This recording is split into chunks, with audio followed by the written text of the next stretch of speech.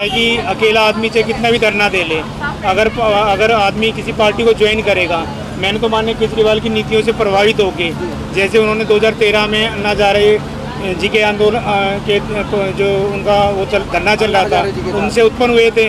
माननीय केजरीवाल जी का ये मैसेज था कि भाई कीचड़ को साफ करने के लिए कीचड़ में उतरना पड़ता है। मैं उनकी नीतियों से प्रभावित होकर 16 अगस्त 2022 में उनके जन्मदिन पे मैंने इस पार्टी को ज्वाइन कराया और मैं अपनी इस पार्टी में हूँ। और मैं पार्टी से खुद कह रहा हूँ कि भाई मैं पार्टी का पहला कार्यकर्ता हूँ। रेवेन्यू डिपार्टमेंट ने मेरे खिलाफ मुकदमे की मांग करी थी 23 मई को। 2 दिन बाद 23 जुलाई आ रही है। आज से मानसून सत्र शुरू हो गए हैं, कल भी चलेगा और माननीय सुशील गुप्ता जी 27 तारीख को दोबारा आ रहे हैं, तो मानसून सत्र में वो 4 दिन चले जाएंगे। और 23 तारीख का संडे है। माननीय जो आपने अभी क्वेश्चन करा था कि भाई ग्रीवेंस में आपको गिरफ्तार करा गया था, सीएम साहब ने ग्रीवेंस में कहा कि 2 महीने के अंदर प्रॉपर्टी आईडी और क्या कहते हैं जो फैमिली आईडी की समस्या दूर करी जाएगी। तो माननीय सीएम साहब से मैं उन्हीं की बात को चुरा के 23 मई को मेरे खिलाफ मुकदमे की मांग करी। 23 जुलाई आ गई।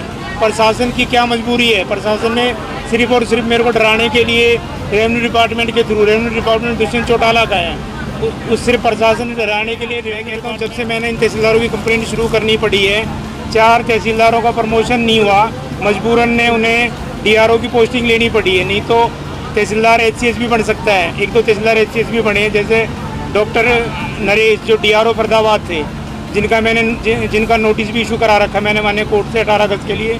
वो पहले तहसीलदार भी रहे थे, फिर डीआरओ भी बने थे। अब वो गुड़गांव में एचसीएस हैं, नगर निगम में ड्यूटी कर रहे हैं। तो भाई 4 तहसीलदारों को तो क्या कहते हैं, सरकार ने उनकी जैसे सीएम विंडो लगती है, सीएम विंडो उनकी प्रमोशन के लिए रुक जाती हैं। और सीएम विंडो जो सरकार ने शुरू करी है, जैसे अभी आपने एनडीए का नाम लिया था कि भाई एनडीए ने अटल बिहारी का जन्मदिन होता है 25 दिसंबर 2014 में, जब सरकार सत्ता में आई थी। हरियाणा में जब बीजेपी की सरकार बनी थी तो माननीय अटल बिहारी के जन्मदिन पे सीएम विंडो शुरू करी थी। उस सीएम विंडो की, ये सीएम विंडो का प्रश्न मेरे पास है। अब बताओ इसमें क्या कहते हैं, 1 साल से ऊपर हो चुका है। माननीय डीसी साहब की क्या मजबूरी है, वो तो मैंने कटिंग में आपको दिखाई है कि भाई जिला उपायुक्त तो क्या कहते हैं, जिला उपायुक्त तहसीलदार सेटिंग कर रहे हैं। अभी मैं आपको एक पलवल का किस्सा बताता हूँ। एक पलवल में एक डीसी से जी बहुत लंबा हो जाएगा। मैं आपसे अभी एक अपना आखिरी सवाल करना चाहता हूँ। बताओ कि आपका जो धरना शुरू हुआ था और आपकी जो लड़ाई शुरू हुई थी जी, काफी लंबी लड़ाई है आपकी, लगभग 2.5 महीने के आपको इस समय धरने भी हो चुके हैं जी। आपका जो धरना और लड़ाई शुरू हुई थी वो हुई थी तहसीलदारों के घोटाले से जी, जो रजिस्ट्री घोटाले थे। और कहीं ना कहीं और आज जहाँ पर आप खड़े हैं ये राजनीतिक रंग लेता जा रहा है जी।